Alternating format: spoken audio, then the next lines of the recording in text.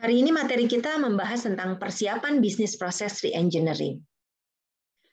Kita review sedikit ya, kenapa sih kita mau menerapkan BPR? Sebetulnya pasti ada tujuannya dong. Ya, kalau enggak, ini lumayan loh upayanya enggak segampang yang di dalam pikiran kita ya. Karena BPR itu kita mau menerapkan dengan tujuan beberapa hal, yaitu kita mau meningkatkan proses supaya lebih efisien, meningkatkan layanan konsumen kita, mengurangi biaya yang terjadi gitu ya gara-gara kita mengadakan proses itu, membagikan data dan informasi, penggunaan IT pada tempat dan waktu yang tepat, mengurangi duplikasi pekerjaan ya, jadi kalau yang nggak efisien itu jangan dikerjakan berulang-ulang, menggunakan ulang teknologi dan mendayagunakan teknologi baru sebagai kunci perubahan dan efisiensi. Nah, memang dengan menerapkan BPR itu biasanya kita berharap dampaknya yang paling utama itu adalah penurunan biaya, kemudian layanan lebih baik, jadi dimensinya itu gitu ya, dan kita juga bisa melayani konsumen dengan lebih cepat. Atribut yang kita butuhkan dalam menerapkan BPR ada beberapa hal di sini. Ya, yang pertama harus ada pernyataan yang jelas. Tujuannya mau ngapain sih gitu ya, harus jelas. Nah, nanti ini akan tertuang dalam project scope statement ya. Kemudian jangan lupa sekali lagi BPR itu bukan pengurangan karyawan, bukan nempelin IT, bukan ya, tapi kita betul-betul membetulkan proses. Yang ketiga, kita harus memfasilitasi klasifikasi aktivitas kita ya. Jadi aktivitas yang utama, aktivitas yang dibutuhkan, yang tidak dibutuhkan nanti kita akan pilah-pilah ya. Kemudian harus menuju pada perubahan fundamental. Jadi hati-hati bukan cuma meng-IT-kan proses seperti yang kita bahas minggu lalu, tapi justru kita harus mengubah proses kita secara keseluruhan supaya lebih efisien. Yang kelima, harus ada rencana untuk mewujudkannya dalam waktu 1 tahun. Nah, kenapa sih BPR itu nggak boleh lama-lama? Karena sebetulnya kalau kamu mau improve proses, tapi cara nge-improve-nya juga lama tuh, gimana ya? Kan kamu kan pengennya cepat ada dampaknya juga, gitu ya. Kalau kelamaan kan berarti nanti mungkin orang akan merasa nggak pengen lagi ngerjainnya. Oke, nah ada beberapa hal yang kamu harus persiapkan, ya. Yang pertama adalah kamu harus siapin dulu timnya. Ya, nah si tim ini itu harus betul-betul paham apa sih yang dimaksud dengan bisnis proses reengineering. Nah dan ini berarti kalau misalnya timnya belum begitu paham, nanti mereka harus mendapatkan orientasi atau pelatihan yang memadai ya untuk bagaimana tentang mengimprove proses. Kemudian kalian harus merumuskan tujuan dan ruang lingkup yang jelas. Nah ini biasanya dinyatakan dalam scope statement. Nah, kemudian ada sejumlah metode BPR. Nah, nanti kita akan belajar nih apa saja metodenya, ya. Kita boleh pilih salah satu, boleh pilih yang Hammer, boleh pilih si Kodak gitu ya. Nanti ya kita bahas ya setelah ini. Oke. Kemudian harus memastikan peran dari setiap anggota di dalam tim itu jelas dan persiapkan tim yang berfokus pada BPR. Nah, yang terakhir ini maksudnya gimana? Maksudnya tim ini memang betul-betul fokus improvement proses gitu ya. Jadi jangan terlalu sibuk juga. Karena apa? Karena sebetulnya kan pengennya ini semacam proyek yang bisa berlangsung dalam waktu jangka pendek dan segera diterapkan. Oke. Kemudian karena kita mengubah sesuatu, kita butuh elemen kedua, yaitu kita harus mempersiapkan manajemen perubahan. Kenapa sih manajemen perubahan ini seringkali disebut-sebut? Soalnya ya banyak perubahan yang kalau kita lakukan tanpa persiapan change management itu gagal, bakalan gagal gitu ya. Gagalnya kenapa? Kebanyakan karena ditentang oleh pelaksananya ya. Nah, oleh karena itu change management itu menjadi sangat penting. Nah, gimana sih caranya? Kalian harus berikan training memadai untuk anggota tim BPR-nya sendiri. Kemudian kamu siapkan manajemen perubahan berarti apa? Berarti seluruh dari perusahaan yang terdampak oleh perubahan ini harus dikasih orientasi, harus dikasih penjelasan apa manfaatnya. Ya. Nah, jadi saya mungkin kasih contoh sedikit. Misalnya kalau di Maranatha kita mau mengubah satu sistem, misalnya tadinya semua surat menyurat itu pakai kertas, terus diubah menjadi perubahan dengan menggunakan digital. Banyak yang nggak suka tuh terus terang ya. Nah jadi mereka harus dikasih orientasi dulu, dijelaskan ya. Kemudian sebelum akhirnya kita menerapkan.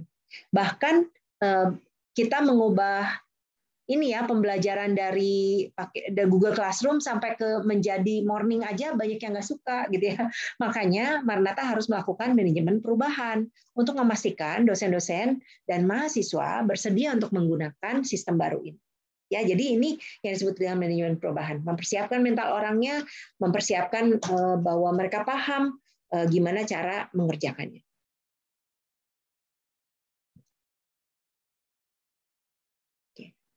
Yang ketiga, pilih anggota tim yang kompeten. Nah, anggota tim perlu orang yang kompeten, maksudnya yang bisa mengerjakan, maksudnya paham sistemnya, paham prosesnya, bisa mengerjakannya memang gitu ya.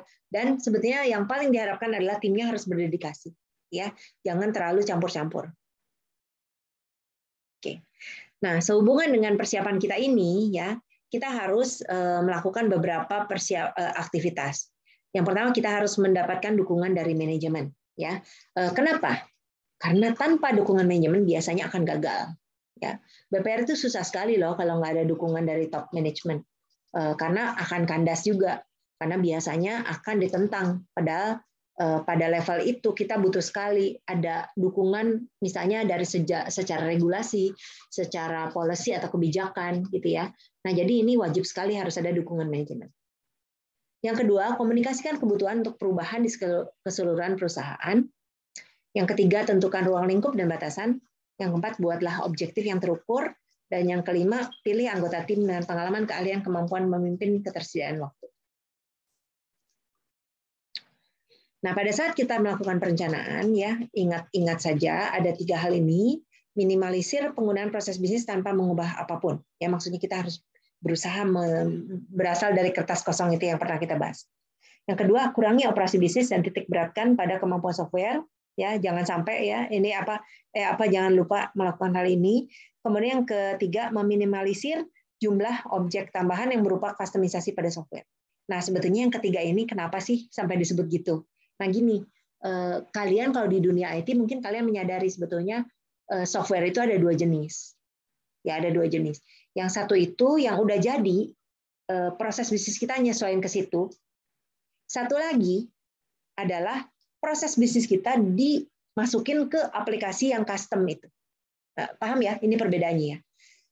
Nah, gawatnya gini, kalau misalnya kita proses bisnis kita dimasukin ke aplikasi itu biasanya proses bisnisnya nggak akan berubah. Ya, jadi akibatnya malah belum tentu cepat. Nah, jadi makanya banyak juga ya untuk yang poin ketiga ini, software yang udah jadi misalnya kita beli software CRM aja gitu ya, Customer Relationship Management. Ya udah kita langsung aja pakai daripada kita mengcustom yang kita sekarang pakai dibikin jadi software, belum tentu itu efektif gitu ya. Jadi maksudnya pada saat kita melakukan perencanaan, kalau memang bisa lebih baik kita pakai software yang udah ada, lalu kita terapkan proses kita. Justru kita menyesuaikan proses kita terhadap software itu. Oke, berikutnya kita juga harus mengurangi biaya. Ya, mengurangi biaya itu dengan apa? Menghilangkan proses yang sudah tidak dipakai, aturan dan penilaian yang tidak dipakai, proses approval yang terlalu panjang.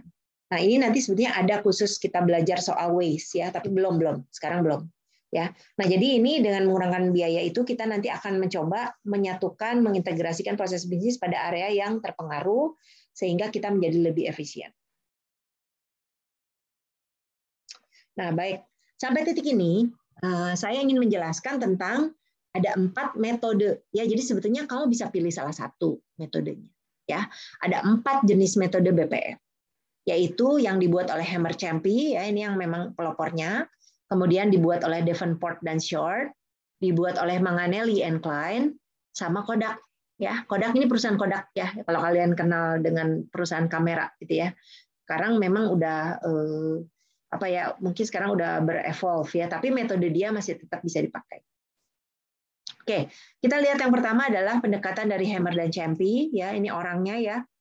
Nah, langkahnya gimana? Dia caranya seperti ini. Nah, nanti kamu bisa ngikutin proses ini, boleh milih 1 dari 4 ya. Yang pertama, introduction, mengenal dulu BPR. Lalu yang kedua, identifikasi proses bisnis mana yang mau diimprove ya. Beberapa dulu, kemudian dipilih yang mana yang mau diimprove. Lalu setelah itu yang udah terpilih tadi kita pahami prosesnya kayak apa. Kalau udah dipahami prosesnya kayak apa, kita desain ulang. Ya. Lalu baru implementasi. Nah, jadi ada 6 step kalau kita pakai Hammer dan Champy. nggak susah loh ini. Kamu kalau misalnya ini juga nggak usah dihafalin. Nanti kamu lihat aja. Kalau kamu ngikutin ini, berarti kamu ngikutinnya langkah yang ini. Oke, metode kedua oleh Davenport dan Short. Ya, ini nama tokoh juga, Davenport dan Short. Dia usulnya seperti ini. Langkah ke-1 adalah mengembangkan visi bisnis dan proses dan objektif proses. Ya, jadi misalnya visinya pengen reduce cost, pengen reduce time, pengen improve quality, pengen meningkatkan quality of work life, gitu ya. Contohnya seperti itu. Itu tentukan dulu, pilih salah satu, ya. Oke, atau beberapa juga nggak masalah. Kemudian langkah kedua adalah identifikasi proses yang mau diredesign. Nah, jadi kamu kerasa ya yang tadi itu bedanya kalau di sini ada tujuannya, visinya dulu yang ditentukan. Oke. Nah, kemudian untuk proses nanti boleh ada 2 jenis, ada high impact approach, ya, yaitu proses terpenting yang saat ini masih konflik dan visi bisnis, atau exhaustive approach. Exhaustive itu exhaust itu capek gitu ya, sebenarnya lelah, yang melelahkan. Maksudnya gini, semua proses harus kita identifikasi, lalu kita susun prioritasnya. Gitu. Ya, kalau yang high impact itu enggak, kita langsung aja pilih yang rasanya paling besar gitu konfliknya dengan visi bisnis kita sekarang yang tadi ditentukan nih yang di sini. Jadi misalnya proses yang tidak efisien gitu yang kita pilih ya untuk langkah kedua ini. Oke, langkah ketiga untuk Davenport dan Short adalah memahami dan mengukur proses yang sekarang. Nah, jadi jangan sampai kita melakukan kesalahan yang sama, jadi kita akan mengukur proses yang sekarang dan kita bikin baseline-nya. Misalnya kalau tadi ada proses yang lambat, misalnya pemrosesan permintaan konsumen untuk perbaikan part, misalnya gitu ya, perbaikan mesin, misalnya gitu ya, itu sampai 2 minggu, misalnya gitu. Itu kan kelamaan gitu ya. Nah, jadi nanti itu sebagai ukuran kita adalah durasi dari penanganan permintaan konsumen. Nah, itu boleh ya, contohnya seperti itu. Oke, kemudian yang keempat, langkahnya di Davenport and Short itu mengidentifikasi information technology levers. Jadi apa sih alat teknologi yang bisa kita gunakan untuk memengaruhi desain proses. Nah, jadi makanya di gambarnya ini dari hardware, softwarenya untuk memengaruhi ke proses itu gimana. Yang kelima, desain dan build prototype. Nah, ini bikin prototype. Nah, nanti kalian sebetulnya pada saat belajar di mata kuliah ini nanti kita ada mensimulasikan itu sebetulnya semacam prototype proses ya. Nah, kita akan lihat apakah berhasil dengan perbaikan kita itu menjadi sesuatu yang lebih baru ya. Nah, jadi nanti kita akan bikin prototype, kita akan uji coba dan satu hal yang pasti ya di zaman sekarang kita juga sebetulnya nggak harus sampai prosesnya itu benar-benar beres, gitu ya. Misalnya kita masih bisa improve lagi, nggak apa-apa, kita improve lagi aja, di mana memungkinkan. Oke, udah ya. Itu langkah Davenport and Short ada 5 ya. Jadi develop business vision, process objective, identify process to be redesigned, understand and measure the existing process, identify information technology levers, and design and build prototype of the new process. Ya, itu ya. Oke. Nah, sekarang kita lihat metode ketiga. Ini dari Re-engineering Handbook dari Manganelli and Klein ya, ini pengarang bukunya. Langkahnya gimana? Ada 5 langkah. Pertama preparation, kedua identification, ketiga vision, keempat redesign, technical and social, yang kelima transformation. Ya. Nah, kita lihat satu-satu. Nggak dilihat satu-satu, tapi nggak apa-apa, aku ceritain aja.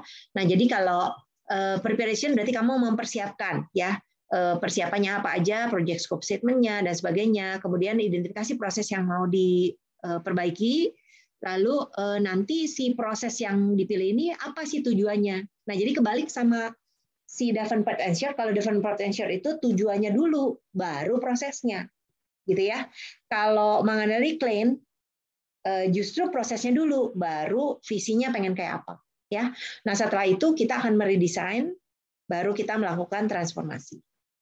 Ya, jadi yang paling gampang mengingat-ingat perbedaannya itu kalau si Davenport Short sama Manganelli itu bedanya di langkah kedua dan ketiga ini. Ya, mereka kebalik di langkah itu. Oke, dan terakhir pendekatan oleh Kodak ya, perusahaan Kodak. Langkah-langkahnya Kodak ini ada 5 langkah, yaitu pertama memulai project, initiation project, kemudian memahami proses ya, proses understanding, lalu mendesain proses baru, new process design, lalu business transition, ya, dan change management. Oke, jadi kamu bisa lakukan ini, dan yang menarik kalau si Kodak itu justru di belakang change management-nya, gitu ya. Ada change management di belakang. Ya, jadi dia mulai proyeknya dulu, memahami proses, didesain, lalu business transition. Jadi kalau dilihat dari sini ya, dia itu di awal udah langsung milih prosesnya. Ya, dia nggak pakai vision dulu gitu. Ya. Oke, baik ya. Nah, jadi ada dari semua tadi si Hammer Champi ada 4 langkah ini. Ya, untuk Hammer Champi ini dia ya sebetulnya ada kemiripan lah semuanya gitu ya, tapi memang ada beberapa langkah yang ada perbedaan. Oke, nah jadi kita sudah mengenal 4 metode tadi, boleh dipilih salah satu aja. Lagi pula mereka memang cukup berdekatan, ya. Oke, nah sekarang kita akan masuk ke dalam 6 kunci prinsip mendesain BPR, ya. Nah untuk mendesain BPR itu sebetulnya ada beberapa prinsip, ya, dari kualitas servisnya, terus ada workflow-nya yang kita betulin. Jadi maksudnya ini apa yang mau dibetulin gitu ya. Apa yang mau dibetulin itu beberapa. Biasanya kalau kita mendesain ulang itu bisa kualitasnya, bisa workflow-nya. Workflow itu aliran dari pekerjaan, ya. Oke. Kemudian bisa workspace-nya, maksudnya kamu tata ruangannya dibetulin juga bisa, ya. Terus bisa juga continuous improvement dari proses yang ada. Tapi ingat ya, hati-hati ya. Kita itu kan pengennya radical change, ya. Jadi continuous improvement itu berarti di dalam komponen-komponennya, tapi dalam perubahan yang lainnya itu harus besar. Bisa juga kita melakukan perubahan di workforce atau orang-orang yang mengerjakan. Kita juga bisa melakukan perubahan di information technology. Oke ya, jadi 6 kunci ini adalah area yang sangat bisa kita pikirkan. Nah ini buat apa sih sebetulnya? Ini bisa jadi semacam acuan juga ya. Jadi kalau kamu udah pilih proses yang mau diimprove, kamu cek kualitasnya bisa dinaikin nggak, workflow-nya bisa dinaikin nggak, workspace-nya bisa diperbaiki nggak, gitu ya. Terus apakah ada sesuatu yang kita bisa improve gitu ya, terus menerus dalam jangka panjang nantinya. Terus apakah karyawannya yang kita bisa betulkan atau IT-nya. Ya, silakan ini menjadi checklist untuk pada saat kita mau mendesain ulang si proses itu.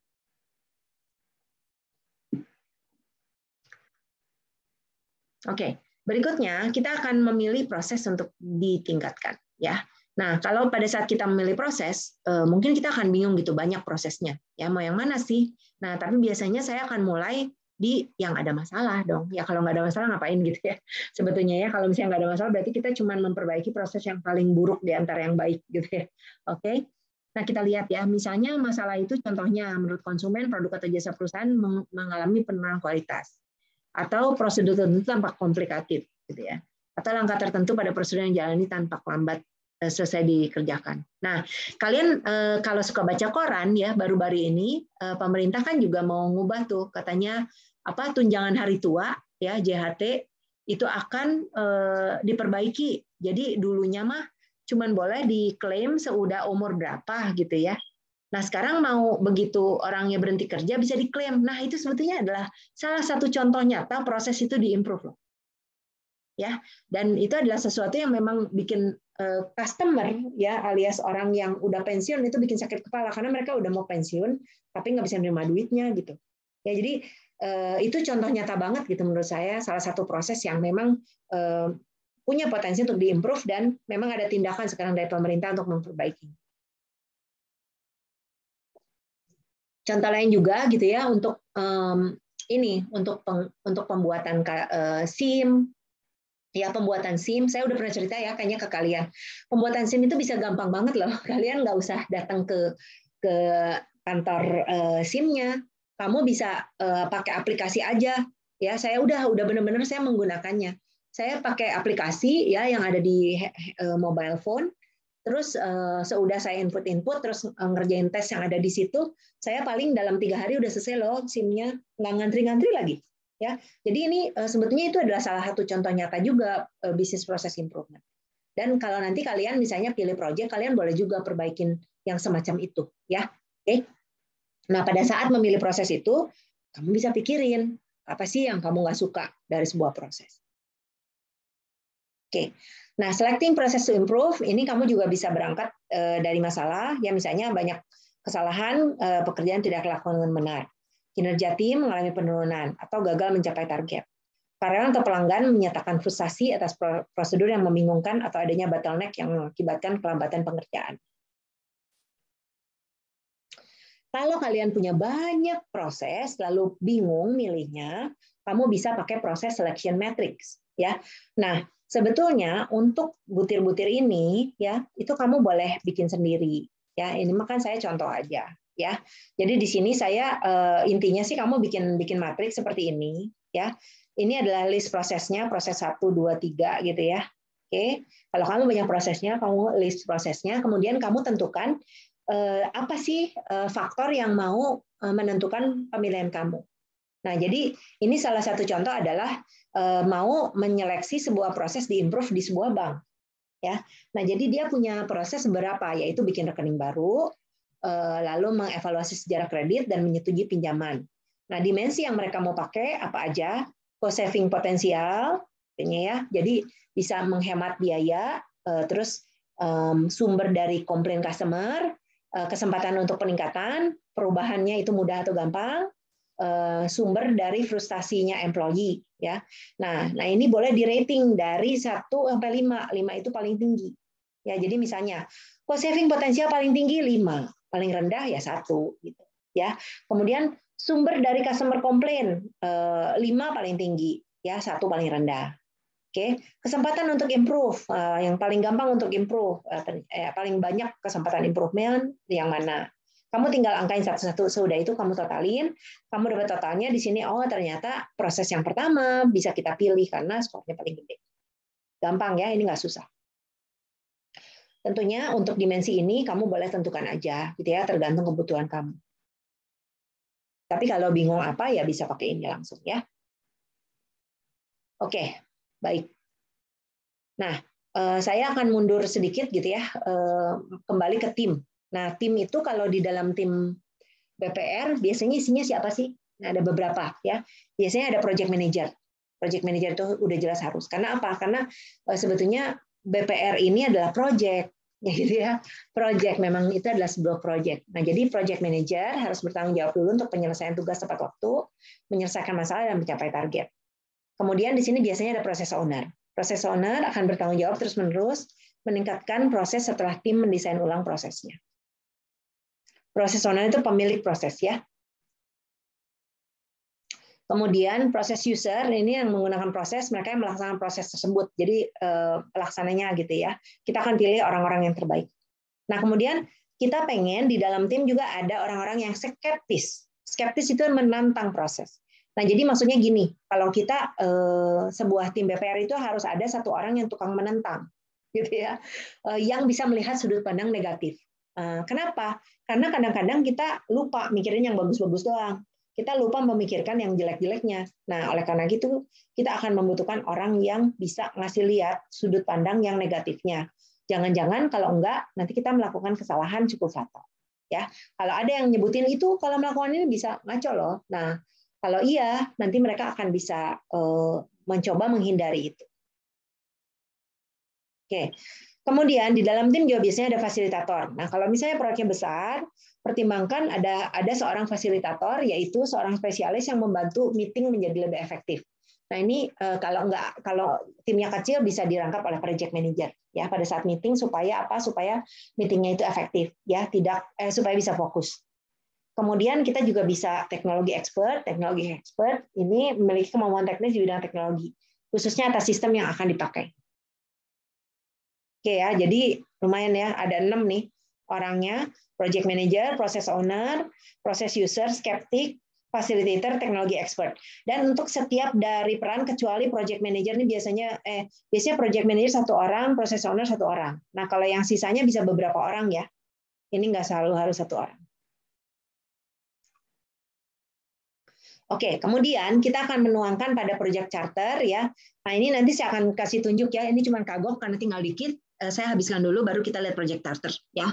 Nah, project charter ini adalah pernyataan project sebagai penentu skop kita ya, skop kita supaya kita nggak kemana-mana, supaya kita bisa fokus pada saat kita melakukan BPR Ya, isinya apa? Biasanya ada problem statement, ada benefit framework, ada project matrix, dan ada juga area-area lain.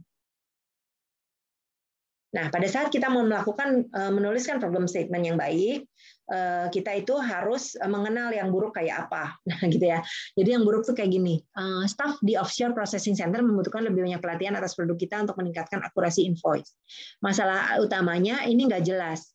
Nggak ada kuantitasnya dan nggak ada penyebab masalah. Nah, untuk memperbaikinya seperti ini. Jadi kita akan paparkan. Latar belakangnya ada masalah dengan penagihan sejak fungsi piutang yang dipindahkan pada offshore processing center di bulan Juni 2020. Kemudian masalah prosesnya, invoice yang dikirimkan rata-rata 3,3 kesalahan per invoice. Dampaknya terhadap bisnis atau pelanggan, pengerjaan ulang dan penagihan terlambat, mengakibatkan kita gagal mengumpulkan $350.000 per bulan, dan ini secara signifikan mempengaruhi keuntungan. Ya, gawat ya, ini gede loh. Ya, telat, maksudnya telat nagih. Kalau misalnya kita ngomongin bunga bank bisa gede banget loh itu ya. Oke. Jadi ini adalah masalah yang serius. Kalau kita nggak paparkan seperti itu, ini nggak kelihatan seseriusnya seperti apa. Nah, kemudian nanti kalian definisikan manfaat. Ya, manfaat itu bisa tipe 1, tipe 2, tipe 3, tipe 4, tipe 5. Ya, silakan. Boleh pilih beberapa, boleh pilih semua, ya. Nggak masalah. Pokoknya yang penting nanti kamu bisa pilih yang mana yang terbaik. Oke. Nah, kemudian untuk productivity improvement, nah ini contoh ya, ini contoh tipe 1, productivity improvement or cost avoidance. Misalnya apa statementnya? Pengurangan jam kerja, gitu ya misalnya gitu. Meningkatkan output, penurunan persyaratan, penurunan waktu tunggu sebuah proses, ya. Oke, ini contoh productivity improvement. Jadi gini loh, hati-hati nggak usah semua ya sebetulnya. Jadi kamu nanti pilih aja, karena kan kalau BPR itu pasti satu di antara 5 ini, ya, satu di antara 5 jenis ini. Kemudian tipe 2 cost saving, misalnya apa? Pengurangan lembur, pengurangan biaya operasi, pengurangan pembelian bahan baku, pengurangan biaya modal, gitu ya. Kemudian meningkatkan customer experience. Kalau yang tipe 3 strategic or longer term improvement, meningkatkan customer experience, meningkatkan citra merek, meningkatkan moral karyawan. Yang tipe 4, revenue improvement, meningkatkan penjualan per unit. Tentunya ini saya cuma kasih contoh satu, tapi masih banyak lah ya. Boleh misalnya meningkatkan penjualan ke luar negeri gitu ya. Misalnya meningkatkan penjualan non core business boleh juga ya. Jadi ini saya ada contoh nyatanya itu misalnya nih kalau kebetulan karena saya menangani PT PLN ya, kalau PLN itu revenue improvement-nya dia itu gini beyond KWH katanya. Karena kan dia bisnis utamanya itu listrik. Tapi kalau dia mau meningkatkan revenue, berarti akan beyond KWH, di luar dari revenue listrik. Dan menarik loh, apa ajanya? Misalnya mereka bisa dapat pendapatan dari menjual internet, ya apa koneksi internet, bikin aplikasi software ya. Nah itu menurut saya itu cukup menakjubkan gitu apa yang mereka lakukan ya. Tapi sebetulnya fokusnya di tipe 4 ini. Oke? Yang terakhir tipe 5 ini mengurangi risiko operasional. Nah ini boleh ya. Risiko itu macam-macam loh, banyak. Ya jadi kamu juga nggak usah. Ini kan karena saya kasih contoh, tapi jangan terpaku sama ini. Bisa aja risiko itu mengurangi risiko kehilangan penjualan, misalnya mengurangi risiko kerusakan produk, mengurangi risiko kehilangan konsumen, misalnya gitu ya. Terserah. Yang penting kamu bisa cari yang mana yang paling baik. Oke, sekarang saya akan masuk ke dalam morning. Nah, ya. Oke, sekalian menunjukkan tentang ini. Apa namanya? Project scope statement, ya. Oke, jadi di sini setelah ini karena kalian hari ini ada 7 orang ya. Nah, saya nanti mau tanya ke kalian mau karena kita akan langsung bikin untuk project scope statement ini ya. Langsung sebagai bagian dari proyek besar, proyek tugas besar, ya. Oke, saya tunjukin dulu di project scope statement. Nanti ini kalian, saya nggak tahu mau dibagi 2 atau 3 tim, ya. Kalau kalian prefer 2 tim, ya udah 2 tim aja nggak masalah kok, ya. Tapi saya pikir kalau jangan 1 tim, kalau 1 tim agak kegedean timnya, ya. Nah, jadi ini ada project charter template, ya. Oke, saya buka dulu.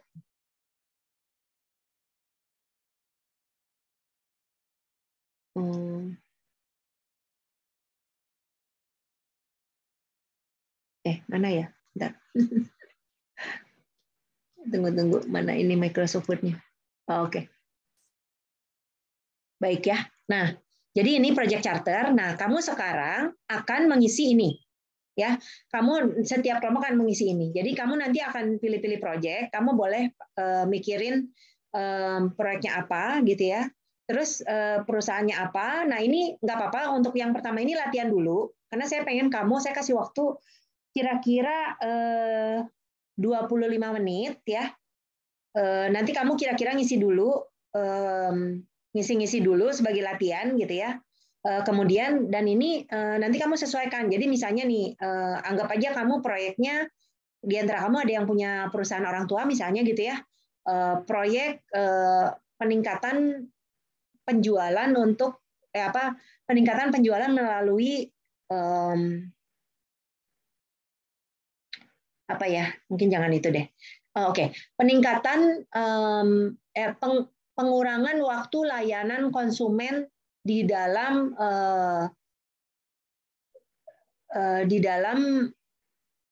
gini, apa ya, misalnya peningkatan penurunan waktu pelayanan konsumen di restoran X misalnya gitu, boleh ya. Nah, kemudian nanti kamu tentukan, udah dari situ kamu tinggal isi ke bawahnya. Ya, ini latihan dulu. Kalau nggak setengah jam deh, saya kasih waktunya setengah jam. Nanti sudah setengah jam, kita kumpul balik di sini, lalu kamu boleh tunjukkan draftnya. Sejadinya nggak apa-apa. Misalnya kamu ternyata belum bisa mengisi semuanya, nggak masalah. Nanti ada beberapa yang dikosongin, tapi biasanya sih setengah jam udah bisa lah. Ada draftnya ya, walaupun itu boleh berubah sih nantinya ya, tapi saya pengen kamu mulai bekerja sebagai bagian dari proyek tugas besar untuk menentukan mau ngerjain proyek apa. Oke ya, jadi nanti kamu ngisi ini setiap dari bagian ini ya, kamu isi. Jadi file ini di-download, kamu save, terus nanti per kelompok setiap orangnya tetap ngumpulin masing-masing, tapi dalam satu kelompok boleh sama file. Saya kasih waktu seminggu sebetulnya ini ya untuk ngumpulinnya. Oke, ada pertanyaan sampai sini? Oke, kita absen dulu ya. Bisa nyalakan kamera dulu. Kita absen dulu sebentar.